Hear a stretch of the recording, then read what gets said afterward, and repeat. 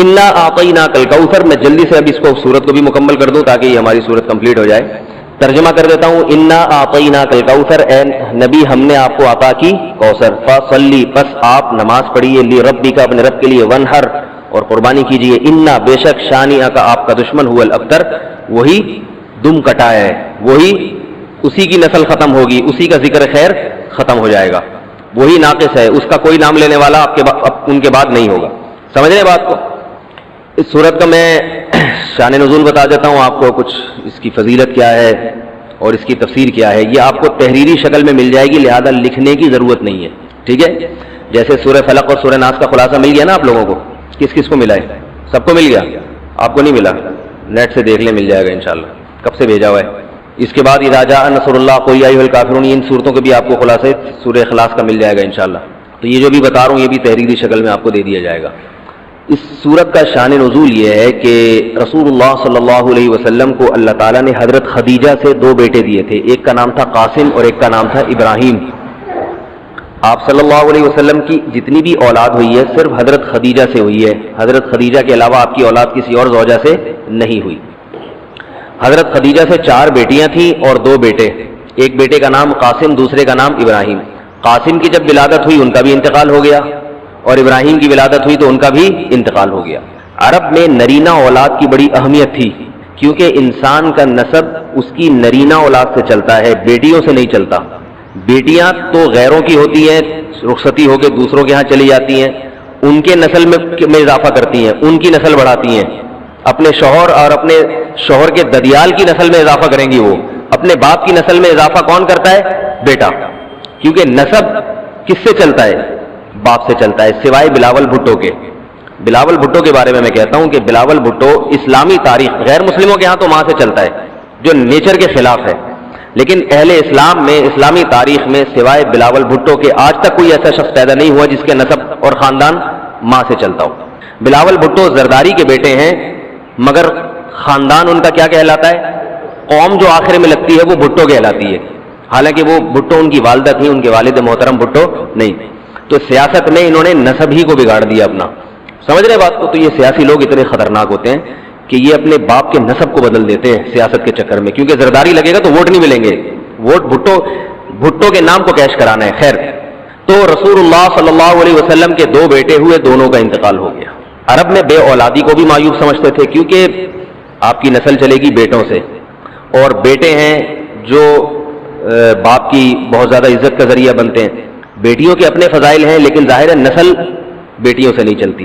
تو جب نبی صلی اللہ علیہ وسلم کے دونوں بیٹے مر گئے، دنیا سے چلے گئے، تو عاص ابن وائل بہت بڑا دشمن تھا اہل اسلام کا، وہ اور قریش، دیگر قریش، وہ یہ کہنے لگے کہ محمد صلی اللہ علیہ وسلم معاذ اللہ ابتر ہیں. کیا مطلب؟ ان کی نسل ختم، اور ان کا نام لینے والا ان کے بعد دنیا میں کوئی نہیں ہوگا، کیونکہ بیٹے ہی نہیں ہیں. تو ریاض کون رکھے گا؟ اولاد ہی نہیں ہے، باپ دادا کے نام کون لے گا؟ اولاد تو ہے ہی نہیں، بیٹیاں ہیں. سمجھ رہے بات کو؟ آپ صلی اللہ علیہ وسلم کو اس طعنے سے تکلیف ہوتی تھی، تو اس پر یہ صورت نازل ہوئی کہ اے نبی، آپ کا ذکر ختم نہیں ہوگا، آپ کی روحانی اولاد بہت ہوگی. باقی اللہ نے آپ کو بیٹا کیوں نہیں دیا، یہ دیا تو اٹھا کیوں لیا، اس کی حکمت ایک اور مقام پہ بیان کی گئی ہے، وہ میں بتاتا ہوں آپ کو بعد میں. لیکن بتایا گیا کہ اے نبی، آپ کا ذکر ختم نہیں ہوگا، بلکہ یہ جو کہہ رہے ہیں نا کہ آپ کو خیر نہیں ملی، ابتر اسے کہتے ہیں جس کی نسل میں یا کیونکہ جس کی اولاد نہیں ہے نا، اس کو یہ سمجھا جاتا ہے، اور حقیقت بھی ایسا ہی ہے کہ بہت بڑی خیر سے محروم ہو گیا. وہ بڑھاپے میں خدمت کے لیے نہیں ہے، کاروبار سنبھالنے کے لیے کوئی نہیں ہے، دین کے مشن کو آگے لینے کے لیے، چلانے کے لیے نہیں ہوگا، اور تذکرہ نسل میں نہیں ہو سکے گا. تو یہ ساری بھلائیوں سے انسان محروم ہو جاتا ہے. تو نبی کو تسلی دی گئی، انا اعطینا الکوثر، اے نبی ہم نے آپ کو خیر، کوثر کہتے ہیں خیر کثیر کو، بہت زیادہ بھلائیاں ہم نے آپ کو عطا کر دی ہیں. کوثر سے نہر کوثر تو ہے، لیکن کوثر کا جو لغوی مطلب ہے، ڈکشنری میں جو مطلب ہے وہ کیا ہے؟ اصل میں حوض کوثر کو نہیں کہتے، بلکہ کسے کہتے ہیں؟ خیر کثیر. اے نبی ہم نے آپ کو خیر کثیر عطا کی ہے، جس میں کیا ہے؟ نبوت، عزت، آپ کا قیامت تک تذکرہ ہوتا رہے گا. یہ ساری چیزیں ہم نے آپ کو عطا کر دی ہیں، لہذا ان کے تانوں سے پریشان ہونے کی ضرورت نہیں ہے. ان کے نرینہ اولاد ہوگی تو بھی ان کا تذکرہ نہیں ہوگا، اور آپ کے نرینہ اولاد نہ ہو کے بھی آپ کی روحانی اولاد قیامت تک باقی رہے گی اور آپ کا تذکرہ بہت زیادہ ہوتا رہے گا. یہ خیر کثیر ہم نے آپ کو عطا کی ہے.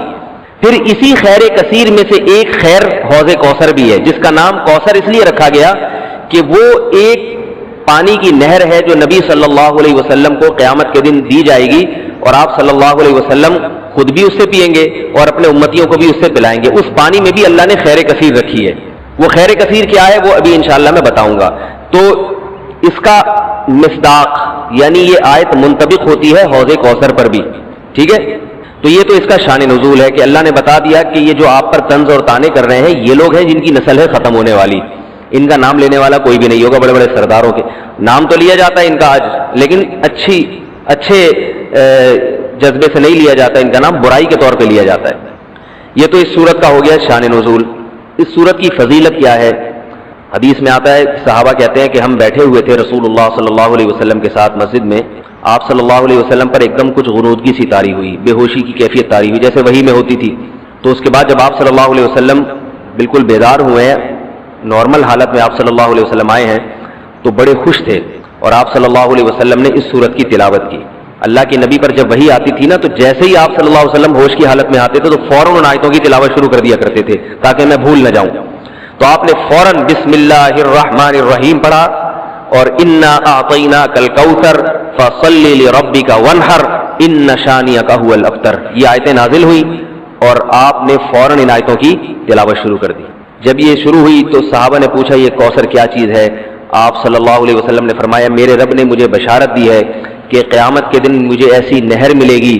وہ نہر ایسی ہے کہ اس کے جو پیالے ہیں جس سے لوگ پانی پئیں گے وہ چاندی کے ہیں، اور ان کی تعداد ان پیالوں کی گلاسوں کی اتنی ہے جیسے آسمان کے ستارے، اور اس نہر کا پانی برف سے زیادہ سفید ہے اور شہد سے زیادہ میٹھا ہے، اور میری امت میں کوئی بھی اس کا پانی پیے گا تو اسے کبھی بھی پیاس نہیں لگے گی. میدان حشر میں جو لوگوں کا سب سے بڑا مسئلہ ہوگا وہ پیاس ہوگا، سب سے بڑا مسئلہ. اور کہتے ہیں سمندروں کا پانی بھی اگر پی لے کوئی ساتوں سمندروں کا تو اس کی پیاس نہیں بجھے گی.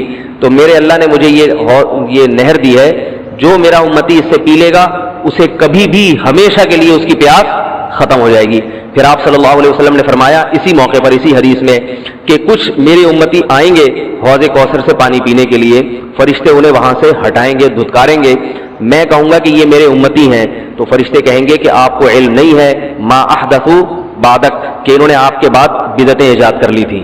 ہیں تو آپ کے امتی مگر انہوں نے آپ کے دین میں تبدیلیاں کر لی تھی. جو دین آپ ان کو دے کر گئے تھے اس پر انہوں نے قناعت نہیں کی، اپنی طرف سے اس میں اضافے کیے، ایڈیشن کہتے ہیں نا، بہت ساری چیزیں بڑھا لی انہوں نے.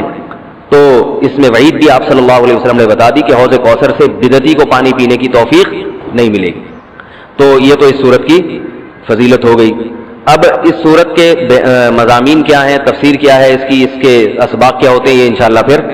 تو جب نبی صلی اللہ علیہ وسلم نے فرمایا نا کہ تم موت کے بعد دوبارہ زندگی ملے گی، تمہیں اللہ کے سامنے حساب و کتاب دینا ہے، تو وہی مشہور سوال تھا سأل سائل بعذاب واقع. اللہ فرماتے ہیں واقع کب ہوگا یہ تو میں نہیں بتاؤں گا، میرا اصول ہی نہیں ہے کہ میں قیامت کا علم بتا دوں. لیکن اتنی بات ہے للکافرین لیس لہ دافع، جو بھی اللہ کا منکر ہے، اللہ کو نہیں مانتا، اللہ کے حکام کو فالو نہیں کرتا، جب وہ عذاب آئے گا تو دنیا کی کوئی طاقت اس عذاب سے ان کو بچا نہیں سکے گی. تعرج الملائکۃ والروح الیہ فی یوم کان مقدارہ 50,000 سنہ، 50,000 سال کا ایک دن ہوگا. کہیں 1,000 سال اللہ نے ذکر کیا میدان حشر کے بارے میں، کہیں 50,000 سال. تو علماء نے بیان کیا یہ لوگوں کے حالات کے حساب سے ہوگا. یہ ٹائم کے جو یونٹ ہے نا یہ ہر ایک کے حق میں مختلف ہوتے ہیں. دیکھو جب ہم پیدا ہوئے تو ہم کائنات کو بننے کے اربوں سال کے بعد پیدا ہوئے ہوں گے نا، تو کیا ہمیں انتظار کرنا پڑا؟ بولو نا کیا ہو گیا؟ اگر ہمیں اللہ انتظار کرواتا ابھی تم عالم ارواح میں ہو 1 ارب سال کے بعد تمہارا نمبر آئے گا تو میں تو بوریت سے مر چکا ہوتا. کیا خیال ہے بھائی؟ جہاں فلائٹ 1 گھنٹہ لیٹ ہو جائے انتظار میں آدمی ٹینشن میں چلا جاتا ہے. لیکن ہم تو جب آئے تو ہمیں تو لگا کہ کائنات کی ابتدا آج سے ہو رہی ہے جب ہم نے ہوش سنبھالا، کیونکہ ہمارے وہ یونٹ جو تھے نا، جو وقت کی اکائیاں ہیں، وہ ہمارے حق میں اسٹارٹ ہی نہیں ہوئی تھی. تو اسی طرح مرنے کے بعد جو مردے کے لیے جو ٹائم کے یونٹ ہے نا وہ چینج ہوتے ہیں. ورنہ جو مردہ بیچارہ 20,000 سال پہلے دفن ہوا ہے وہ تو قبر میں کوئی عذاب نہ بھی ہو رہا، وہ تو پڑے پڑے ہی بور ہو گیا ہوگا کہ اللہ قیامت لے آ، میں تو ٹینشن میں آ گیا ہوں، 20,000 سال ہو گئے مجھے. تو اس کو تو ایسا نہیں لگے گا کہ 20,000 سال ہو گئے. وہ جب دوبارہ اس کو اللہ تعالیٰ اٹھائیں گے تو نیک لوگوں کو تو لگے گا ابھی ہم سوئے تھے اور ابھی ہمیں کسی نے آ کے اٹھا دیا. جیسے گہری نیند میں جب انسان سوتا ہے کئی گھنٹے بعض دفعہ سوتا ہے, کوئی آ کے اٹھائے تو اس کو لگے گا یار ابھی تو میں سویا تھا, ابھی آپ نے اٹھا دیا ہمیں. تو سوتے ہوئے آدمی کے ٹائم کے یونٹ الگ ہوتے ہیں, مرنے کے بعد کے ٹائم کے یونٹ الگ ہوتے ہیں, عالم ارواح کے الگ تھے. اور بعض تو یہ بھی میں نے سنا ہے کہ دوسرے سیارے پہ آپ چلے جائیں نا زمین کے علاوہ تو وہاں بھی ٹائم کے یونٹ چینج ہو جائیں گے. تو اسی طرح آخرت کے ٹائم کے یونٹ بالکل الگ ہے. ایک دن 50,000 سال کی, دنیا کا جو 50,000 سال ہے نا وہ وہاں کا ایک دن ہوگا. کسی کے حق میں 1,000 سال, کسی کے حق میں 50,000 سال. یہ وہ ہے جب حساب و کتاب جس میں ہوگا. تو اللہ نافرمانوں کو عذاب سے پہلے نا حساب و کتاب کا عذاب دیں گے. اللہ ہم سب کو اس عذاب سے محفوظ رکھے جس کو قرآن